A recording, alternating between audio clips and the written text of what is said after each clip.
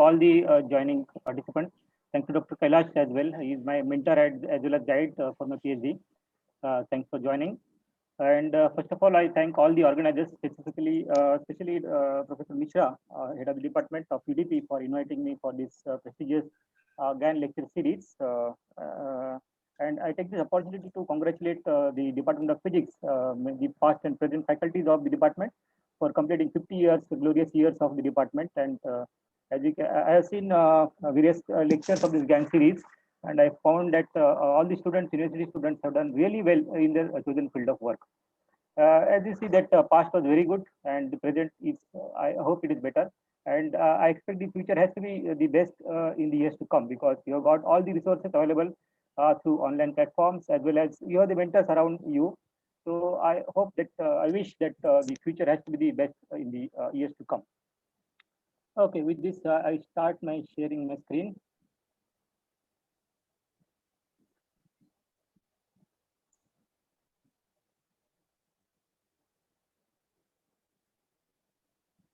Yeah.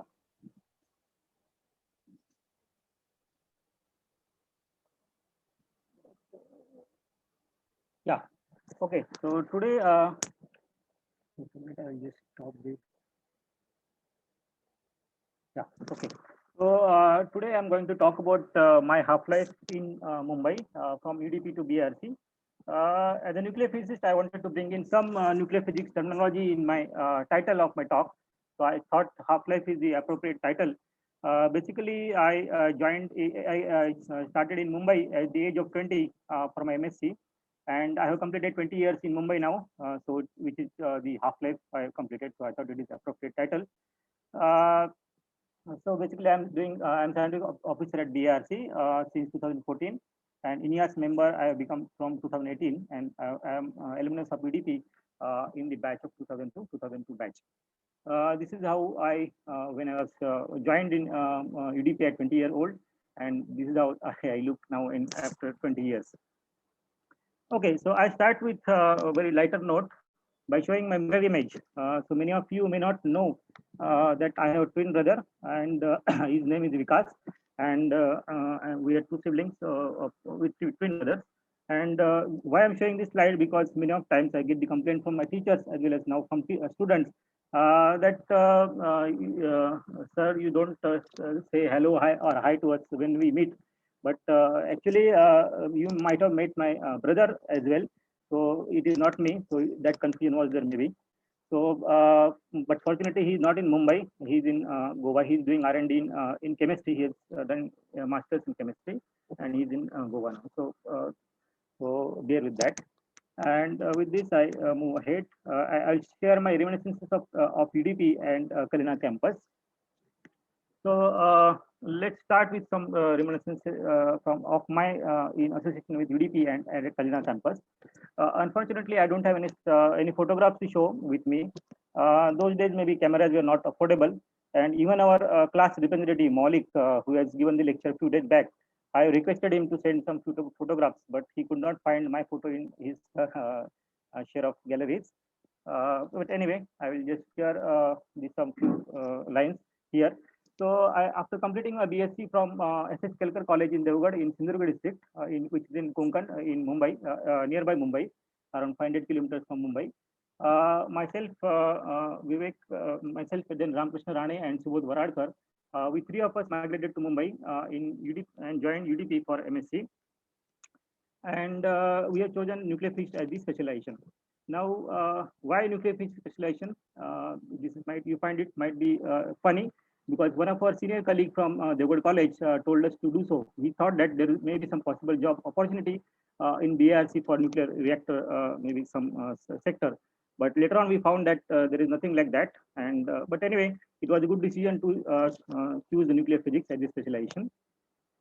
And our July 2000 admissions were started, and we admitted, and September 2000 we have the classes started for first year of MSc, and also admitted in KBP Boys Hostel, room number 72, which was my home for next 2 years. Then those days we used to have single occupancy rooms, I think, but nowadays I heard that it is two students are sharing the room. But we had the pleasure of having the one single room for the 2 years of my MSc. Then Professor Kulkarni was the head of the department that time, and Professor Narsali was the lab coordinator of MSc 1, MSc Part 1. And he was the first teacher we met in the class. During first class of introduction, all of us were telling from which college we are coming from and all, etc. So when we said that we are coming from Devgad College, after the class, he came to us and told us that whatever help you require, you can talk to him. And that was very kind of him, because he also was from our region. So he was from Sawantwadi, so very close by. So that compassion was really helpful in the settling down in a big city like Mumbai. First few months were very difficult because as I came first time in Mumbai, away from family, and also in the big city like Mumbai, there was a homesick feeling was there, as well as fear of big city as well. So fortunately, I was not alone. I was accompanying with my two friends, Ramkrishna and Subodh. So we are always together. And apart from that, we initially we struggled for communicating with good English with teachers, as well as with the our students from our batch. So we used to be very quiet initially. Well, all Mumbai students were very excellent in English communications, but we understood that to survive in big city like Mumbai and to compete with these students, we need to be very good in English as well as in Hindi. So learning we studied in Marathi language. So but anyway, but our English and Hindi were the subjects in our class. So only practice was missing, which speaking practice was lacking. So we started to talk with our hostel colleagues, who were from different parts of the country, and they really helped us in improving our mistakes in English speaking and also in Hindi. And also reading English newspapers was helped us in strengthening our vocabulary. So thanks to my hostel colleagues for that, and also we developed good friendships in hostel in the last 2 years of my MSc. Different friends from different parts of the country, also from different subjects. We used to gel with each other very well. And after a few months only, we could really gel with our classmates from our students, and we used to interact with the teachers after that. And the MSc one, the fear of quantum mechanics was the biggest at that time. If you fail in one of the subjects, then whole year will be lost. That was the kind of concept that time. And Professor was excellent teacher of quantum mechanics, and we have followed all his lectures and his class notes and passed MSc with good marks. And Professor used to solve all the problems, very difficult problems, step by step in the class. And we used to attend his lecture very seriously, and we could solve the quantum mechanics exam with good marks as well. So then after MSc 1, actually I got a first class in MSc 1 as well. We used to study in the library because we were staying close by in the hostel only. So we used to make the notes in the library from the various reference books, and that was the good time we spent in library as well. In part 2, we have Professor S.K. Tandel sir, who has taught us basics of nuclear physics. That is really helpful for us. Then Professor Mishra was that time she was teaching particle physics course, and she has even solved all the problems from Griffith book. We have solved all the problems at that time, and she was excellent teacher as well that time. And Professor Natarajan was teaching, I think, shell model and collective model, and which we are regularly using in our research nowadays. So that beginning, what she has taught, that we are using it. Professor S.B. Patel, this name we were knowing from our BSc days, because we have used that Introduction to Nuclear Physics book from S.B. Patel. So actually, after coming to MSc, we have seen the person himself. So that kind of that excellent excitement feeling was there. We have seen that author of the book in that time, and he was, I think, teaching quantum mechanics, particular perturbation theory topic he has taught us. Professor D.C. Kothari was the teacher for our accelerator and detector part, and which is really helpful because now we are working on accelerators, working with detectors, and whatever initial training which we have got from Kothari was really helpful. Professor Price was, of course, he was the expert in quantum mechanics, and which is really we are using while using nuclear reaction theories, we use quantum mechanics a lot. That training was very much helpful nowadays. And it's really a big loss to the department that late Mr. Salunke, who was the backbone of our nuclear physics lab that time, he's no more. He has recently lost in COVID pandemic, and after that he has, I think, shifted to administration as well. So he was the backbone of our nuclear physics lab that time. It is a big loss to the department. And two of my seniors I must mention. One is Sunil Vanchu and Ajay Dev. I think Ajay joined in this meeting today.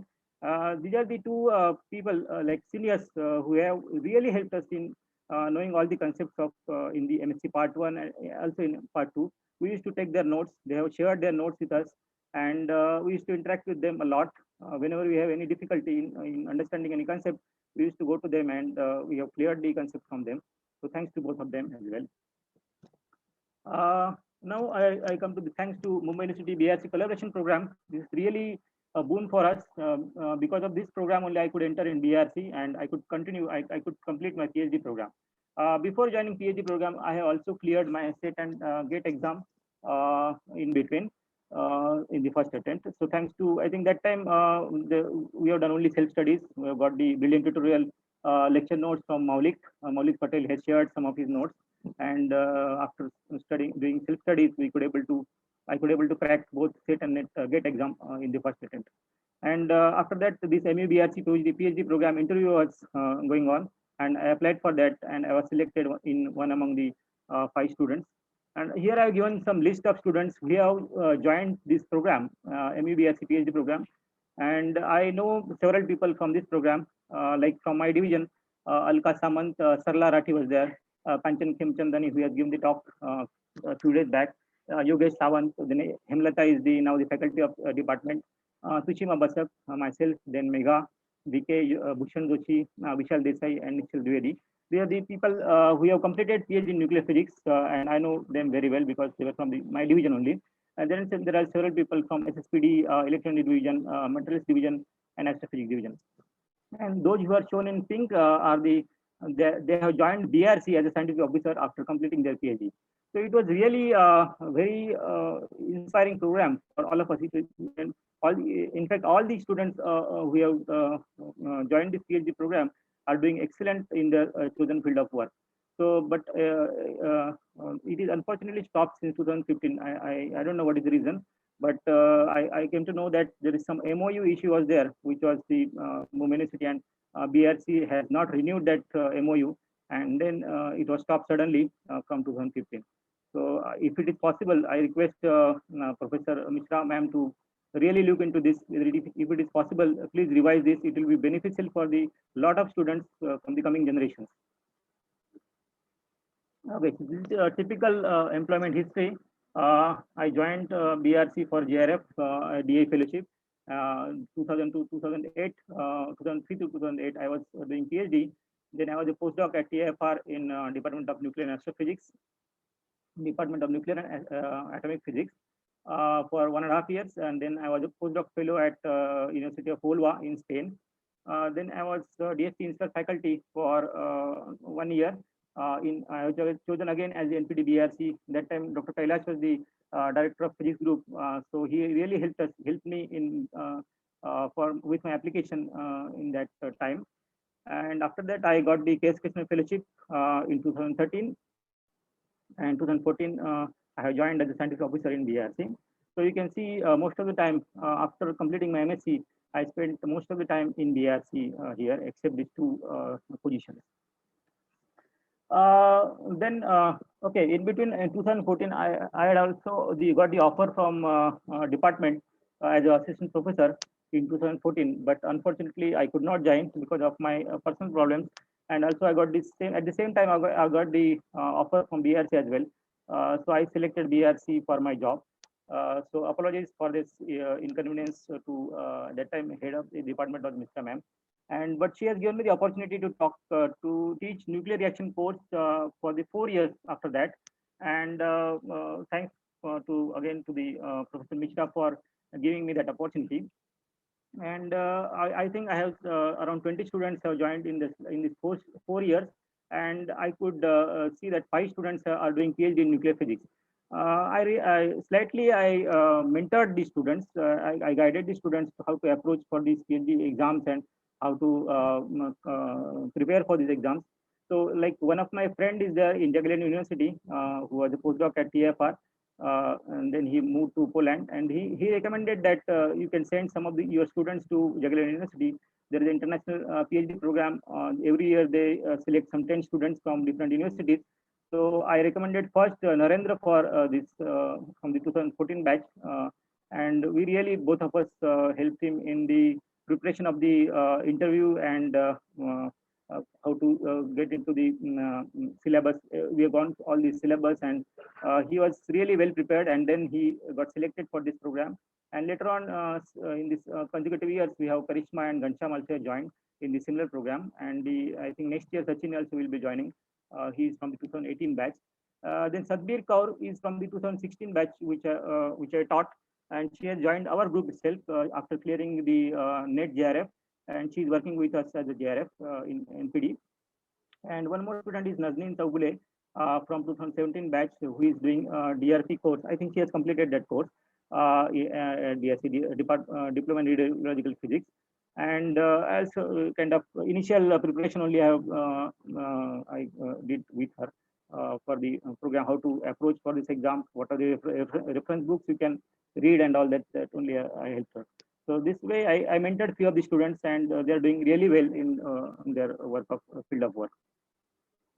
Okay, now I come to my research area. So this is the broad area is nuclear physics and nuclear reaction and spectroscopy.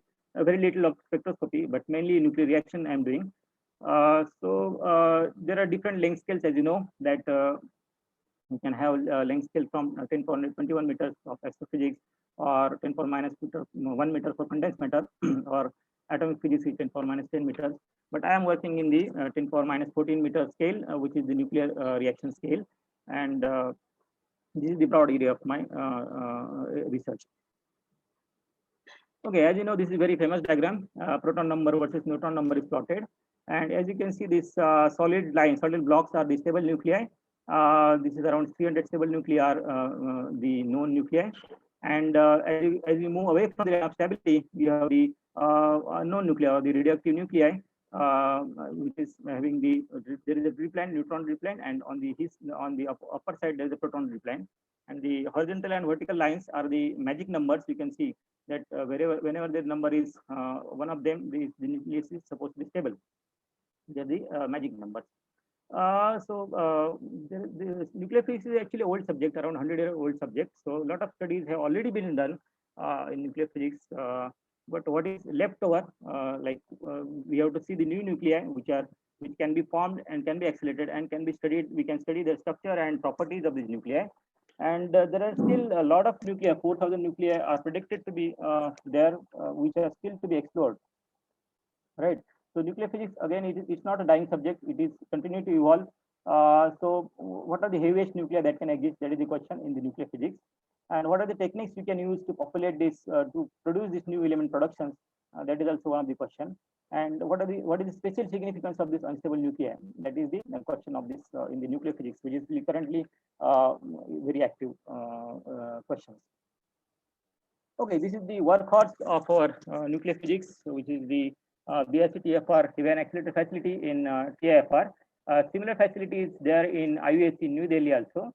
So the concept is similar. We have the ion source at the top of the accelerator tank, which is producing the negative ions, which is then injected in the injector magnet, which is accelerated to the terminal, where it is getting stripped and it is converted into positive ions. And then it is again accelerated, and then we have this. It is going to the two beam halls, where we can do the experiments either in this beam hall, or there is a recent addition in the superconducting LINAC booster, where we can boost these energies by a few percentage, and then we have the two beam halls, hall 1 and hall 2, where we can do the experiments with this beam of charged particle beam. And this is also it has started in 1988, so it's really serving for last 33 years. So we are really thankful to the department for starting this facility, and we could do nuclear physics with this.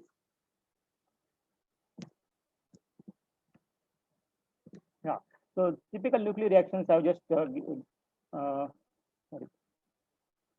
Yeah. Typical nuclear reactions I'm just noting here, showing here. It is one of the weakly bound nucleus 7 lithium, which is when it is bombarded on some lead target or some heavy target. And what are the different kind of reactions that you can see? Is the one is the elastic scattering, where whatever incident is there, we can see in the outgoing channel, or it can be inelastic scattering as well. That is, either projectile or target will get excited. So that is called inelastic scattering. Or it can break into two fragments like alpha and triton. If it is a weakly bound nucleus, then there is a possibility of breaking into two fragments as well, very well. Or it can transfer few nucleons or one nucleon. So the transfer reaction is one of the probability.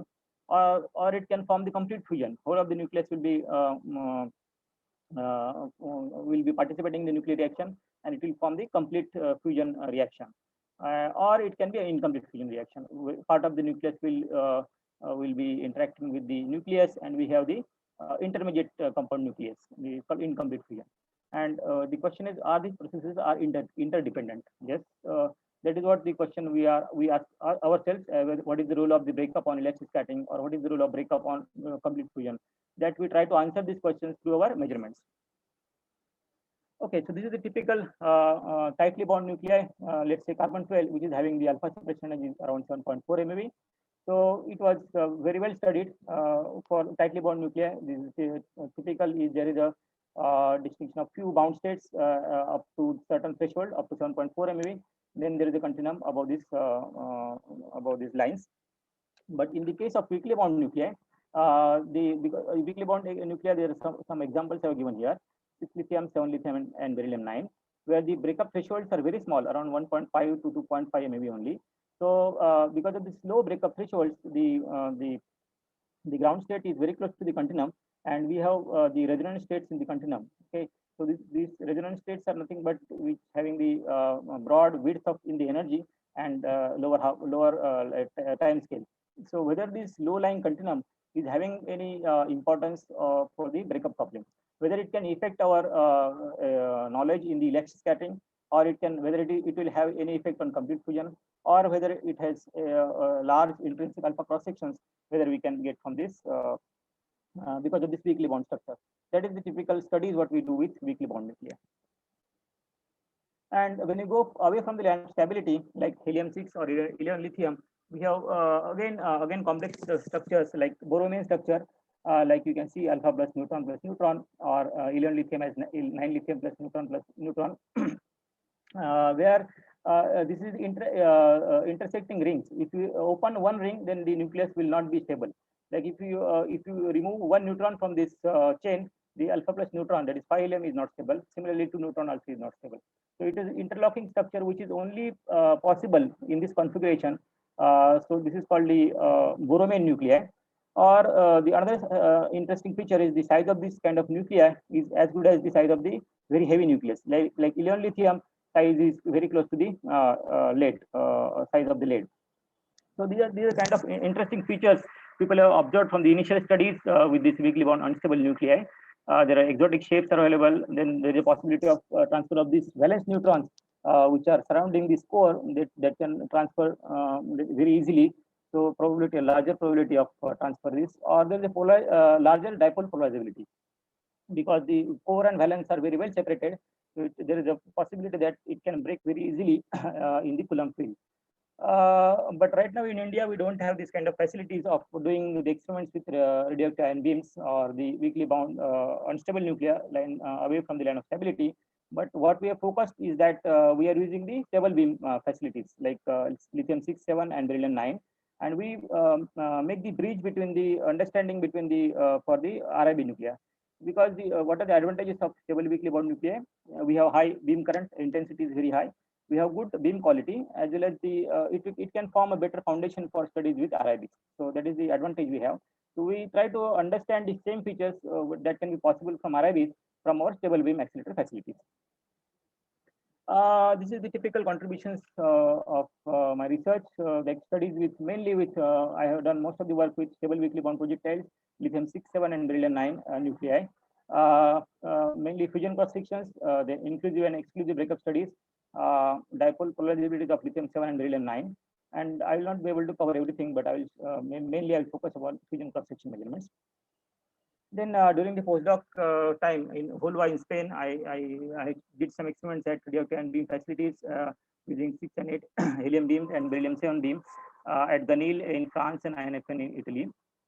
And I also involved in detector setups like next generation charge particle detector arrays using digital signal processing, like HIDE in Spain, Gaspard in France, and Fazia in Italy.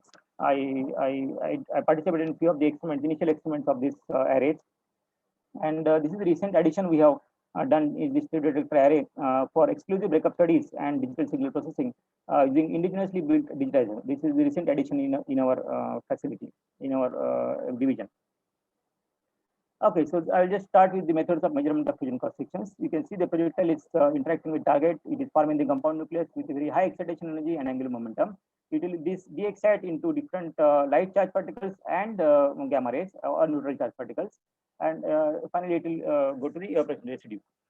So one can detect or fission. If it is a very heavy nucleus, then it can fission also. So one can detect the detection of direct evaporation residue is also possible, or we can detect the evaporated particles, or we can detect the gamma rays, or we can detect the fission fragments. Either of these methods we can use and get back to find the formation cross section. So we have basically before that there are three distinction between fusion. That is called complete fusion when all the nucleons are participating. Incomplete fusion when the part of the nucleus is flying away and only the part is fusing with the target. It is called incomplete fusion. Projectile breakup and then only part is fusing with the target. And the addition of complete fusion plus incomplete fusion is called the total fusion. And what we are focusing is mainly the online and offline gamma ray measurement technique. And we have done series of measurements using 6 lithium beams and beryllium-9, and also with using boron beams on various targets to look for the fusion cross-section measurements using this with this system.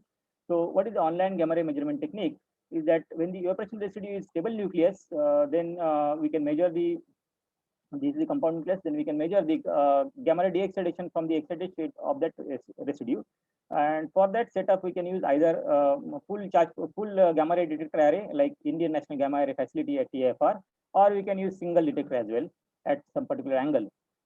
In the offline gamma ray technique, when evaporation residue is unstable, then it can decay by beta decay or electron capture, and then we can decay the we can measure the gamma lines offline by using the offline gamma setup, which is the low background setup. We have this kind of setup, which I'm showing here again.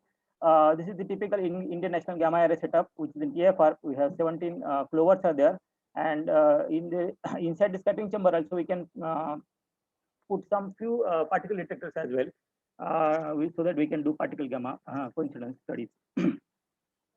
So this is also the recent addition is cesium-iodide thallium detectors were added in that array as well. In the offline gamma ray measurements, as I told, beam is falling on the target, and then there is a catcher foil. So we can all the residues we can stop in the catcher and target assembly. We irradiate the target for sufficient time so that all the residues can be formed and that they can be stopped in the catcher foil. And then you stop the beam, and then you take out the sample from the chamber, and then bring in front of the low background setup, where we can measure the gamma rays, the excitations from this in this beautiful setup, which is in the lead cavity. Inside there is a target holder is there where we can put the targets, and we can measure the very low counts as well. We have gone up to nanobarn cross sections using this setup. One example I'm giving here, lithium 7 plus tin. The system was 7 lithium plus 124 tin. This is the complete fusion, and these are the residues formed from this complete fusion. So this is the setup we have used for this. Only two detectors, one at 90 degree and one at 125 degree. And we have measured the online gamma rays using this setup.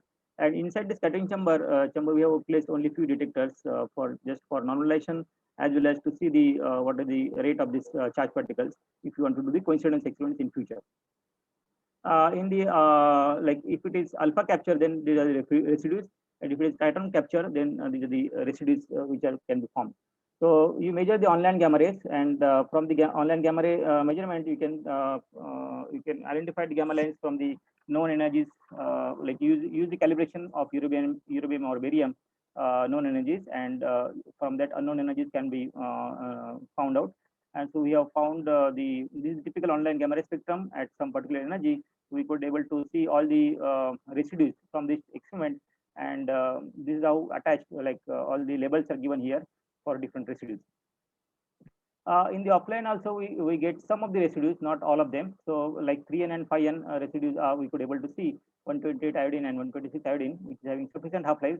So we can measure these offline gamma ray spectra and assign the these are typical offline. In the offline measurement, we could able to see all these nuclei, their gamma rays from these nuclei. So what is the advantage of using both online and offline? That whatever is missed in the online measurement, you can see in the offline, as well as you can cross check your measurements, whether both measurements are matching or not. So that is what we have done.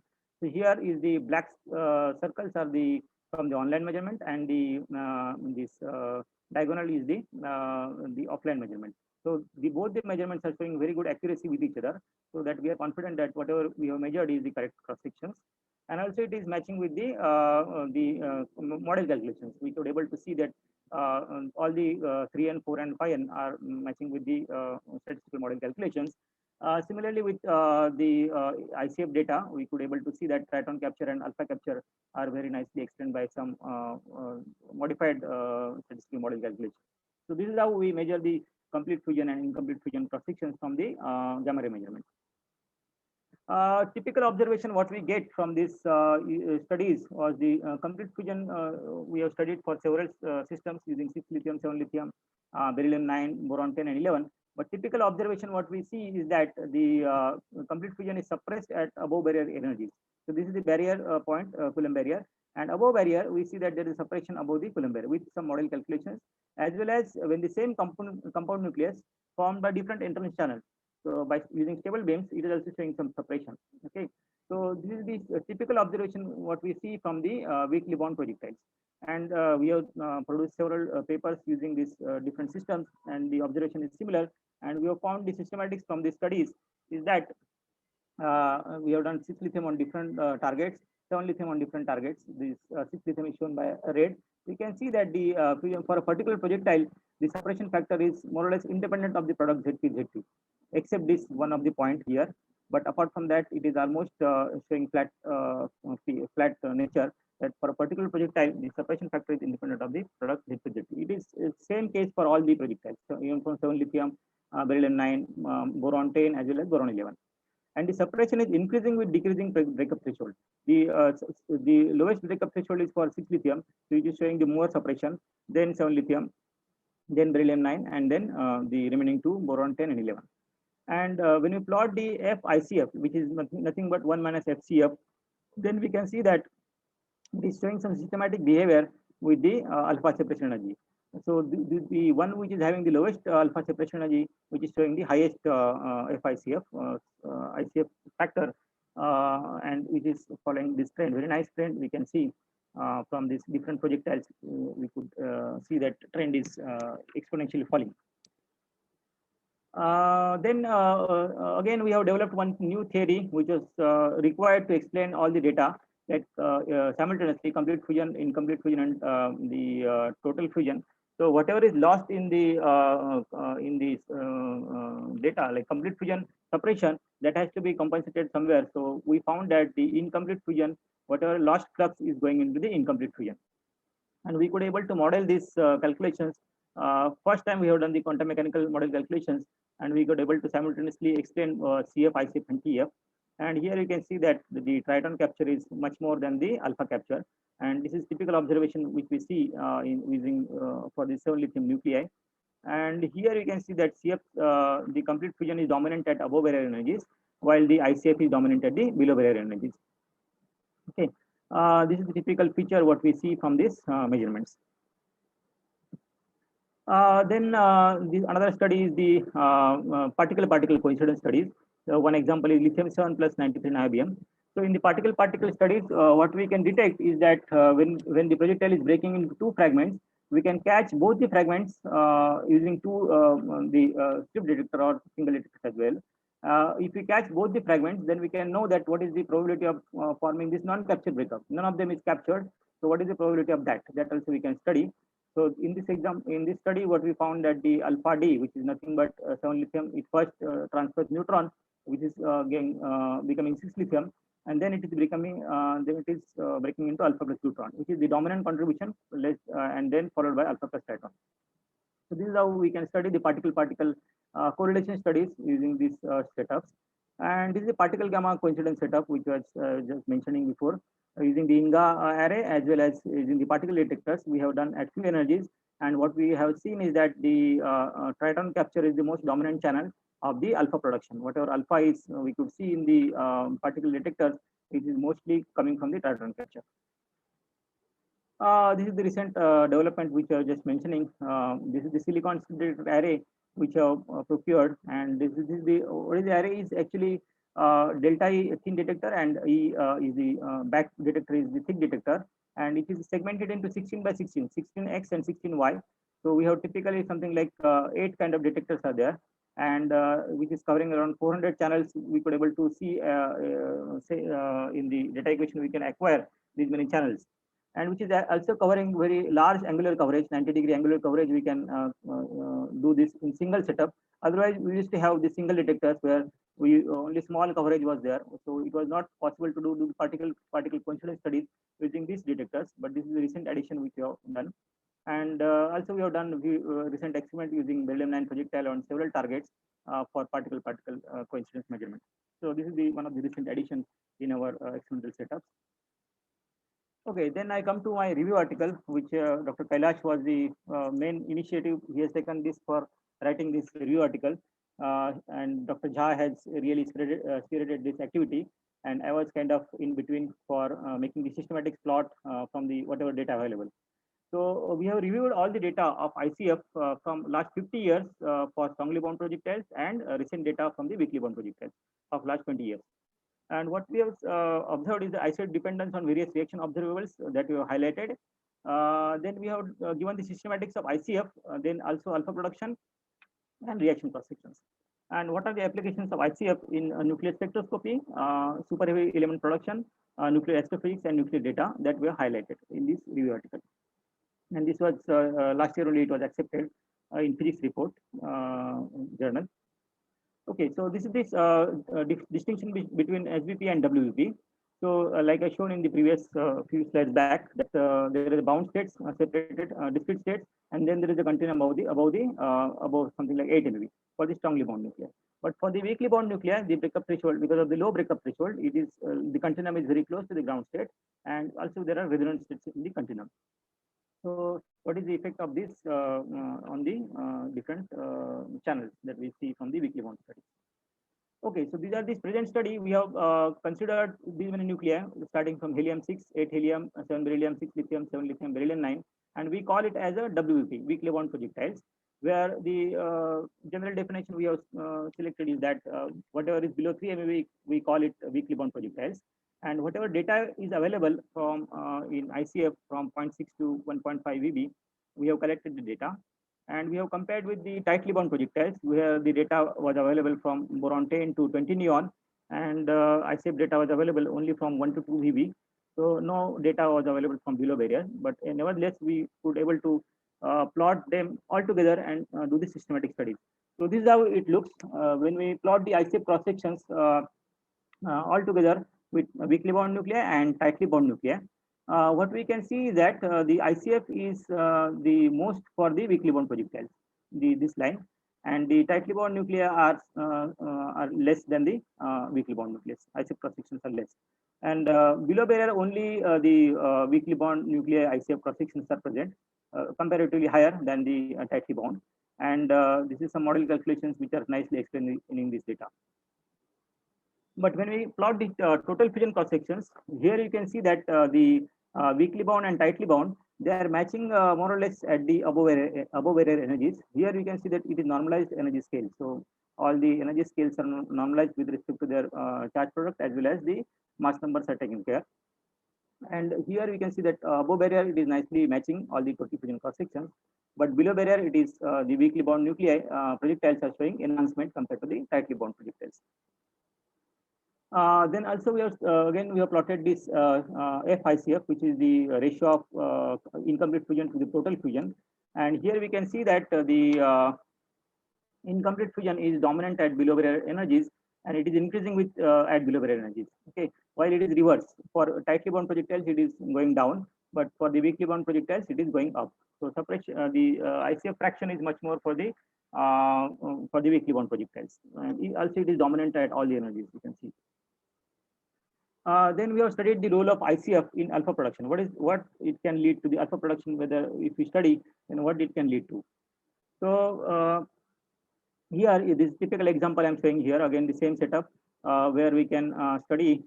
This is a typical example I'm showing. Suppose it is lithium 6 plus bismuth, then we can get very nice alpha band here. Then if we project it, you will get this kind of breakup, inclusive breakup peak, which is peaking at some energy 4/6 of the beam energies. Then we can take this whole of this area under this peak and get the angular distribution. So the angular distributions are peaking at gazing angles with respect to energy. For different energies, we can see that it is peaking at different gazing angles. And when you integrate the spectra, we get the total alpha production. So what we can see here, this is very unique plot, we can say. It is what we see is the universal behavior of inclusive alpha cross sections. This is what is plotted here is 6 lithium on different targets. So 6 lithium beam projectile on different targets from light Z to the heavy Z. They are all falling on the same line. Universal, it is showing universal behavior for inclusive alpha cross sections. Similarly, for lithium 7 also, we could see that whatever limited data is available, they are all falling on the same line. So inclusive breakup alpha is the universal in all these for all the targets. Okay, it is still unsolved problem, and we're still working on it how to solve this problem. We have also recently submitted one physics report, a physics letters B article to understand this mechanism. It is under progress, under review now.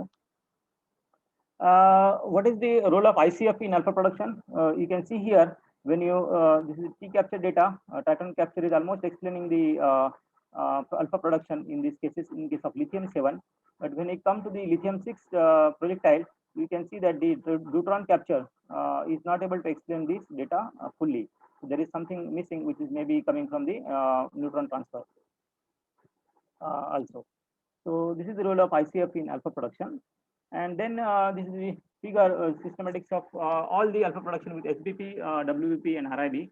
So we can see that the RIB, radioactive beams, having the largest alpha production, then followed by the weakly bound projectiles, and then the tightly bound projectiles. And there is no data available for below barrier, even though we can see that it is very dominant at below barrier is the radioactive beams and the nuclei away from the line of stability, and the weakly bound nuclei in the middle. This is we have published last year in physics reports with very high impact factor journal. Around 28.3 was the impact factor, and this was very well appreciated also by the community for this review article. Okay, then I come to the elastic scattering. Generally, what we do in elastic scattering, we measure the full angular distribution. Okay, but here we are not doing the full angular distribution because our aim was slightly different. We wanted to study the dipole polarizability. So what is dipole polarizability? Suppose you take a weakly bound nucleus like lithium 7, which is having the cluster structure of let's say alpha and triton, then it can break very easily in the field of Coulomb field. Okay, so this is also idea from the Dr. Kailash when I was this is my PhD topic actually. So when you do the measurements at much below the Coulomb barrier, what we expect is that it should be Rutherford scattering, right? But what we observe is that instead of doing the full angular distribution, we take the ratio of forward angle data at 40 degree to the backward angle data. So, so forward angle by backward angle, you can see that the ratio is, if it is Rutherford, then it should be 1. But what we see that there is a ratio is deviating from 1. And after a few energies, the ratio is deviating from 1. And from the model, our calculations, we could able to explain this data very nicely by using some dipole polarizability parameter, and we could able to explain this dipole polarizability parameter was extracted from these measurements. And similar technique can be used for the another unstable nuclei like helium 6 or lithium and beryllium 11, because there the structure is like valence and core are very well separated. So these effects are found to be, it should be much more important at these regions as well. So this was the rapid communication that time. And the same technique we have used for the beryllium 9 as well. So where the beryllium 9 can be considered as 4 helium plus 5 helium, or it can be considered as 8 beryllium plus neutron. So again, the same setup we have used, and we found that from our model calculations, the ratio can be explained very well by the 8 beryllium plus neutron model than 5 helium plus 4 helium. And this was also published in Rapid Communication. Okay, so I got some recognitions for this work. First one is the INSA Young Scientist Award in 2015, and I was fortunate to receive the award along with, like, he was the INSA Teacher Awardee, Professor Rangwala from department, and this is the picture I took at that time. So we are sharing the same dais that time, so it was very nice to have this sharing this award with him. And also, I got the second one is the IPA award in 2018. Again, here we can see some another Rangwala, Professor Rangwala's son, Sajid Rangwala, also has got in the same year, so in 2018. Yeah, then I come to the next part of my talk, which is what I'm doing in INEAS after joining INEAS. What I'm doing. So there is a term called scientific social responsibility, SSR. This term was actually coined by DST in the year 2018. Okay, so it is similar to corporate social responsibility. Scientists from different institutions can also take up this work and do the scientific social responsibilities was the agenda at that time from the DST. And so INEAS was actually doing lot of science outreach activities for school and college students and teachers through from different members. So what is INEAS? So INEAS is actually Indian National Young Academy of Sciences. It was founded by Indian National Science Academy in May 2015. Okay, and every year something like 25 to 30 students, young scientists below the age of 40, will be selected from huge number of applications from all science disciplines, and membership is valid for 5 years. So we have to do the outreach programs within these 5 years, and the current strength is around 100, and I have been selected in the year 2018. The typical mission of this INEAS is engaging in interdisciplinary and intergenerational dialogues on scientific issues. And our vision is again this promotion of science education and outreach activities, networking among young scientists across India, supporting young scientists in career development and independence, building scientific temperament across the country, and collaboration with other young academics worldwide. This is the vision of INEAS. And typical structure of INEAS is we have one chair, which is tenure is for 2 years, and then we have core committee members, which is roughly right now we have 9 core committee members, also the tenure of 2 years, and we are the members. Around current strength is around 100, and our membership is valid for 5 years. And all the members are from different disciplines like physics, chemistry, biology, engineering also, and also environmental sciences. All the faculty, all these streams are covered in this INEAS, and current alumni strength is around 20 have already become alumni. Okay, so these are the activities which after joining INEAS I have conducted through along with my INEAS other colleagues from Mumbai region. So this is the first workshop we have conducted on innovative computational physics experiments for UG and PG physics teachers, students and teachers under INEAS outreach program at my own college in Dawood College in Maharashtra in December 2018. Then it was followed by 3 science camps for 8th and 9th standard students. And our main mandate is we have to go to the remote areas. We don't like INEAS doesn't support the activities to do it in cities, right? So we have to go to the actually rural areas where it is essential, very much essential. So we have gone to the at Devgarh in Chirgaon High School in Devgarh. Then we have gone to Kolhapur, and then recently we have also gone to Palghar. So we have conducted 3 science camps for 8th and 9th standard students in this outreach program. And also in between also we have conducted one professional development program for science teachers in collaboration with Vigyan Bharati in Konkan branch and Royal Society of Chemistry in 2019. And this is the activity after lockdown we started in 2020, around March 2020 it was started. All the offline activities were stopped, so we had no choice but to go to online. So this is the first activity which we have done, online workshop on continuous computer exam in physics test series called as concept, which Mr. Ma'am had mentioned earlier. It was done in July 2020, and it was done in collaboration with Department of Physics, University of Mumbai, and all the faculties we have selected. Most of the faculties were from department. Then Ajay Dev also has contributed for this workshop. Basic idea was to prepare students for the computer examinations like NET, SET, and GATE. Nobody like there is no coaching institute in Mumbai, so people are mostly going to Hyderabad and all with very high fees. So we thought of doing this for without any fees, and we have got resource persons, and we have done the two lectures in the morning, and evenings were dedicated for the assessments through Moodle platform of university, and it was a huge success. We have around, I will tell you in the next slide how many students have joined in this program.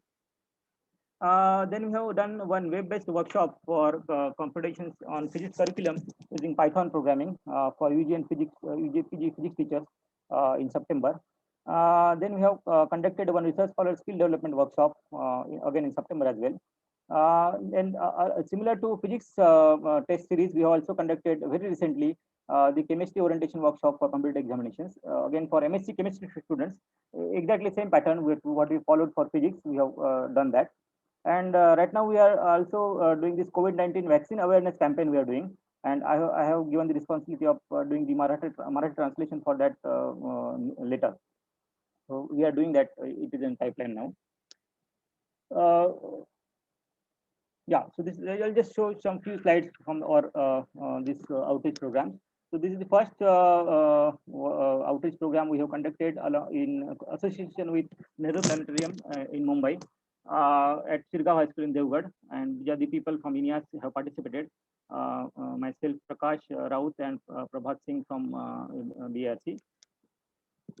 Okay, we have gone down to 500 kilometers from Mumbai in Konkan region, and we have conducted this workshop. And basically, we have done some demonstration experiments in physics, chemistry, and biology. So basically, we have only concentrated on some basic concepts of electricity and magnetism and optics, some experiments, some chemistry experiments, and some biology experiments. And we have got the help from the Neuroscience Center for all the demonstration experiments. Whatever demo setups were available with them, so they have extended their facilities to us, and they have explained how to like make this setup, and they have also come along with us for this demonstration experiment. Okay, these are some of the pictures from this. This is picture from the Shirgaon High School, and these are my colleagues from INEAS and Neuroscience Center. These two from Neuroscience Center, and students have really like this. They are doing themselves using their own hands. They could able to see all these like they are here. They could able to operate the multimeter for the first time. They're really enjoying all these whatever activities they are doing. Right now, the department, like state government, has stopped all the funding for the lab for the lab. So it is not very. The students are actually deprived of all these facilities. They don't get the do the experiments on their own. So they are really happy that they could able to see this they could do on their own. Right. So there's some few more pictures from this outreach camp. So they have really liked it. This is the group photograph from this event. Okay, similar program we have conducted in Kolhapur along with association with Ayuka Pune, and some people from Ayuka have joined us, and they are explaining very nice optics experiments. They have shown lights, the diffraction of light, etc. And here also the region, the Kolhapur region students have joined in this program, and they're really happy for this as well. Okay, they were also visited. DY Patil Medical College has extended their facilities to visit. Like the students could able to see the actual this setup in the medical hospital, how it looks like from inside. They have visited all the departments of the hospital, and they have even got the CPR training. If somebody is, you can see some person patient, you can do this CPR training. Also, they have done. The students have really enjoyed this session as well in this outreach program. Then recently we have done just before lockdown we have done this this outreach program in Chinchinny in Palghar, and Chetan Gurada, who is in department, who has joined us for this program, and this is also very well appreciated event. Okay, now once the lockdown has started since March 2020, we have no option but to go online, and this was also new experience for us. And all our colleagues from INEAS have done a lot of activities online since March 2020, and all the videos are available on INEAS YouTube channel. You can go through go to this YouTube channel, and you can see what are the activities we have performed by our different colleagues. So this is the first activity which we have as a Mumbai group. We have done is the continuous computer exam in physics test series along with the Department of Physics, University of Mumbai, and Chetan Gurada from Mumbai University, and Mishra ma'am was the coordinator along with myself and Prakash for this program, and research persons from different institutes from have joined us for this event. So basically, we have covered all the subjects, mainly the last 10-year question papers. We have 2 hours per day, and all the mainly problem solving skills we have just told them how to solve the problems in quick time. So, and then in the evenings we are kept free for the assessment.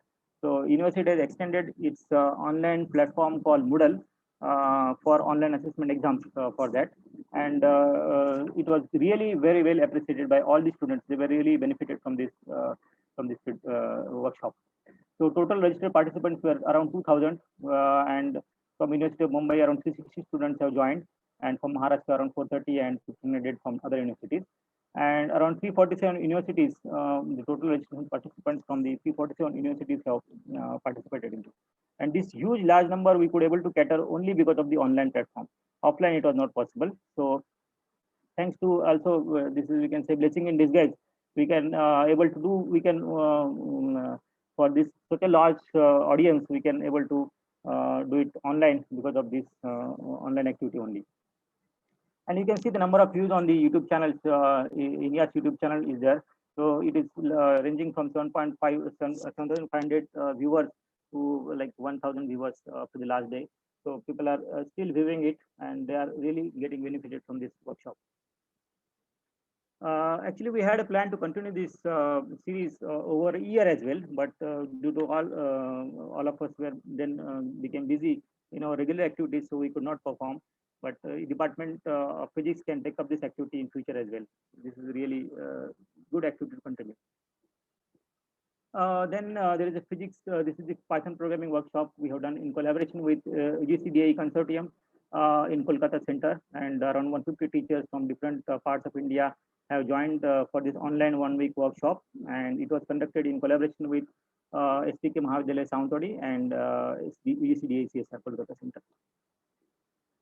This is the typical research scholar skill development workshop where we have targeted the PhD students and young postdocs for how to prepare the manuscript or proposal presentation or presentation skills, what are they required, ethics in publishing, and time and stress management, what is required. And also we have given some glimpses of fellowships and internship opportunities during and after PhD.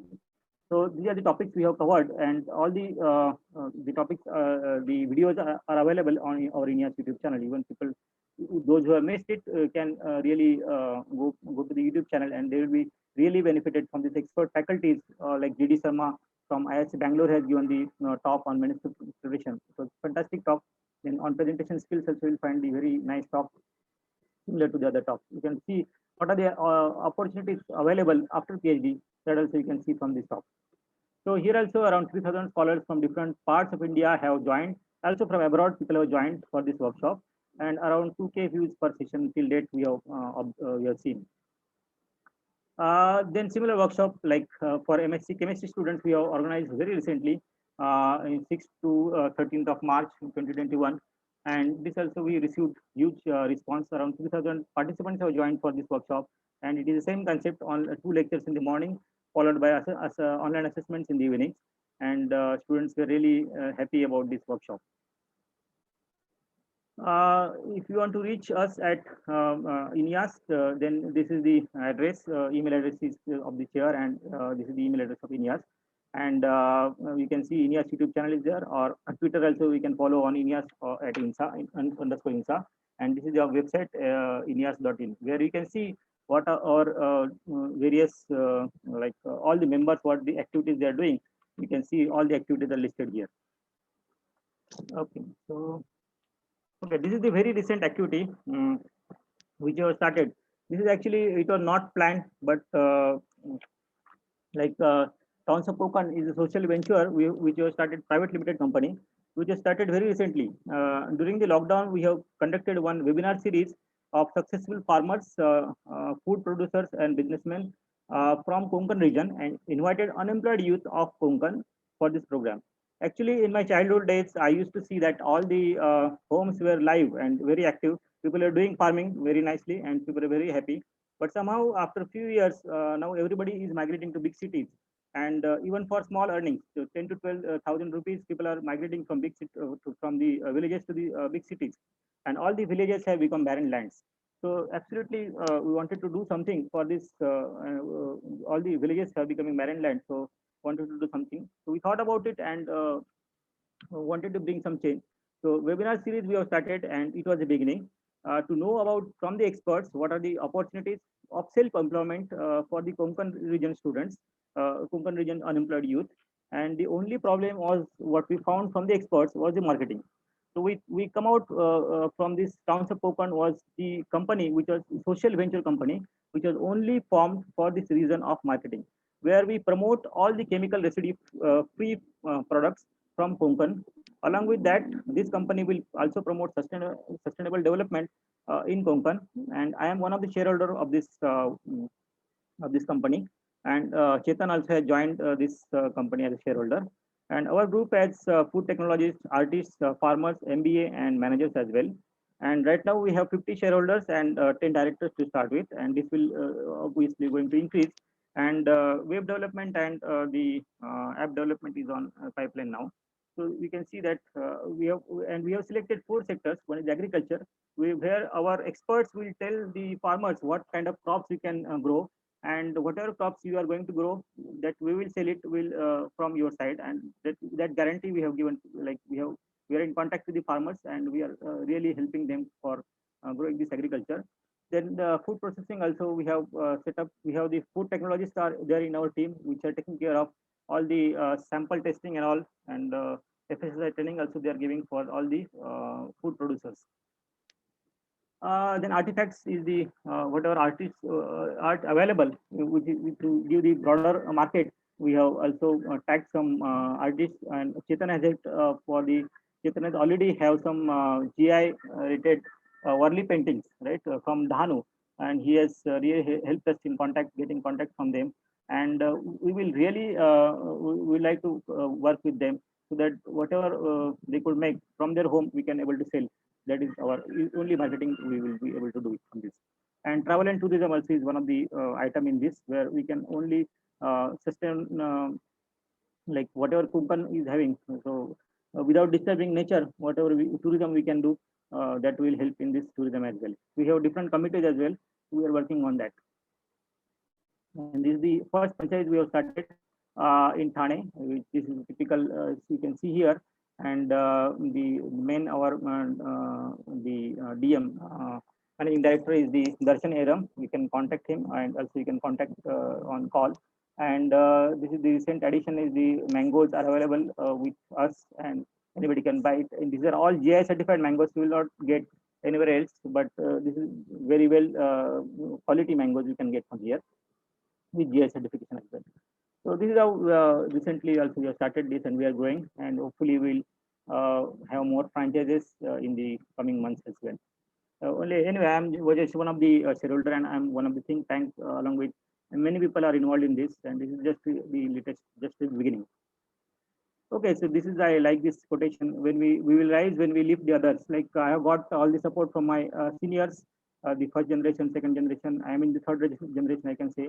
So I have to also mentor the students from the next generation, fourth generation, so that we can rise together, and that is we can go ahead. So here I acknowledge all my Peloton Linux staff, whatever research I could do because of all the dedicated help from this Peloton Linux staff. And my guide, Dr. Kailash, Dr. Chatterjee was the next section head from my with my group. Dr. Srivastava, Mahata, Jha, and all the colleagues from Department of Nuclear Physics Division at DRC. Then also from TIFR, we have I have collaborated with various people, Vandana Nanal, GPL, and Palit. And then in the postdoctoral time, I had collaborated with Ismail Martel, Sanchez, and Acosta in Spain. Spanish people are really great. They are very like they have supported me a lot in this last 2 years, and we are doing the collaboration also in right now. Also, we are having some collaborations with them. So this is how I acknowledge all of them for their excellent support and for mentoring me, for helping me throughout my research journey. So thank you. So